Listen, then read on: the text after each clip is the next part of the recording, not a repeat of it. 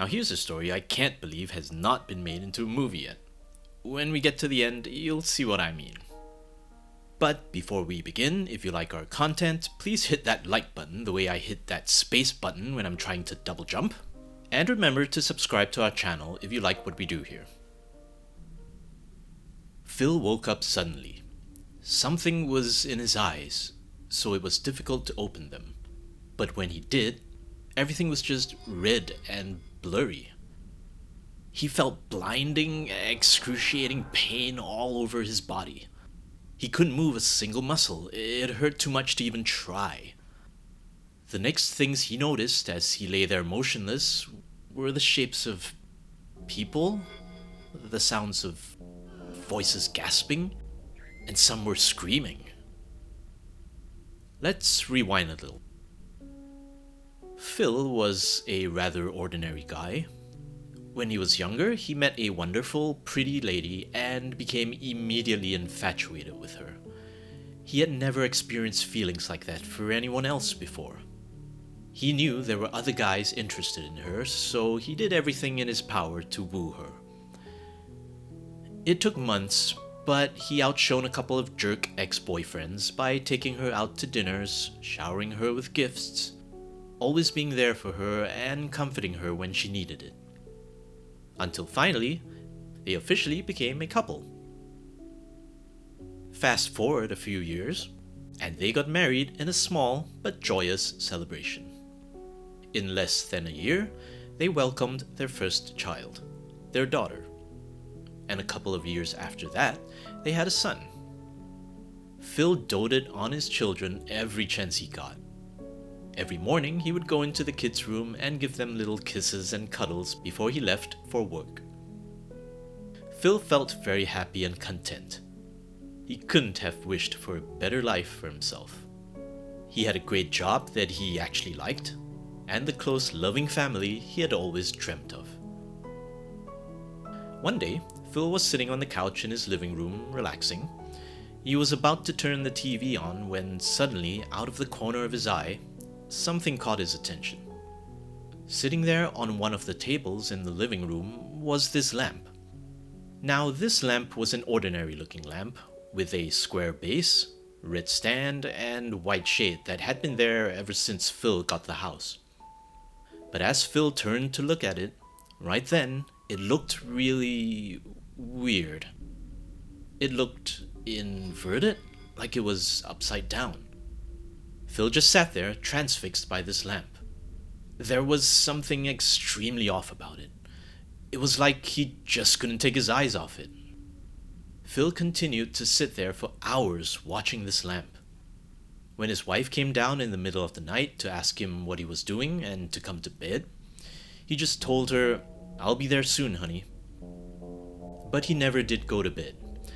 Phil just sat there staring at the lamp the entire night.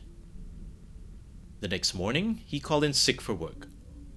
All he could think about was that lamp. Something wasn't right about that damn lamp. This continued for 3 straight days. Phil just sat there on the couch, staring at the lamp. Sometimes the lamp would become all fuzzy like he was looking at it through a fog or something. Sometimes the lamp would glow so brightly it was almost like the sun. And sometimes the lamp would just vanish right in front of Phil, and then suddenly reappear out of thin air a few seconds later. Something just wasn't right about that damn lamp. Phil was so focused on the lamp, he even stopped eating. He only got up to use the bathroom at first, but after a while he stopped doing that too, since he wasn't eating or drinking. All he wanted to do was look at the lamp. His mind was consumed by this bizarre lamp. It was all he could think about. He was blocking out everything and everyone around him. He even ignored all the pleas from his wife and kids to stop looking at that lamp. "Come be with us." Phil's wife was getting increasingly worried by his strange behavior, and after the 3rd day, she called a family friend over to try to talk to him. But Phil wouldn't listen. Maybe he didn't want to listen. Something just wasn't right about that damn lamp. After several more days of this, Phil's wife had had enough. She took the kids and they went to stay at her mother's house, leaving Phil all alone in their home with the lamp. Shortly after his family had left, Phil was still mesmerized by the lamp, glaring at it, when a sudden epiphany hit him. He knew what wasn't right about that damn lamp. The lamp was not real. In fact, none of this was real. His house wasn't real. His wife wasn't real. His kids weren't real. The last 10 years of Phil's life was not real. The lamp suddenly began doing something completely different. It started growing in size. It was slowly stretching, growing wider and taller until it encapsulated Phil's entire perspective, and all Phil could see was red. Then he started seeing shapes of people standing over him, and the sounds of worried voices and screaming. Then Phil felt blinding, excruciating pain all over his body. He couldn't move a single muscle. It hurt too much to even try. He was completely confused and in intense agony. As Phil regained consciousness and some of his sight, a cop came up to him, told him everything would be fine, scooped him up, put him in the back seat of his police car, and sped off to the nearest hospital. During his stay at the hospital, Phil remembered what had happened to him.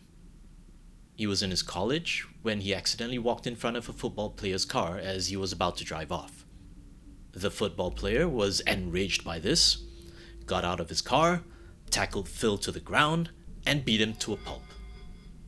According to the police and the doctor, Phil had been unconscious from the beating for about 10 minutes, which means in that 10 minutes, as he was lying there on the ground, on the verge of death, Phil lived an entirely different 10 years of his life. 10 years of experiences, all the little details and moments he had lived out, were all conjured up in 10 minutes in his mind. After his slow recovery, Phil had to endure 3 more years of horrid depression, grieving the loss of the wife and children he never had, dealing with the awful reality that they never actually existed. There were many nights where Phil felt like he was going insane and cried himself to sleep, hoping to see them again in his dreams. Sometimes Phil swore he would catch a glimpse of them, sort of out of the corner of his eye, just out of his peripheral vision.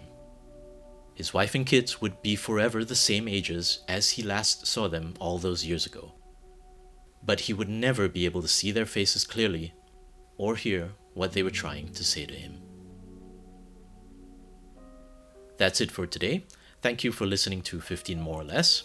Please remember to like and subscribe if you enjoy what we do here. It really helps our channel and we appreciate it immensely. If there's a story you'd like us to cover or have a story of your own you'd like us to share, you can email us or leave a comment below. I'm M15, thanks for listening, and see you guys in the next story.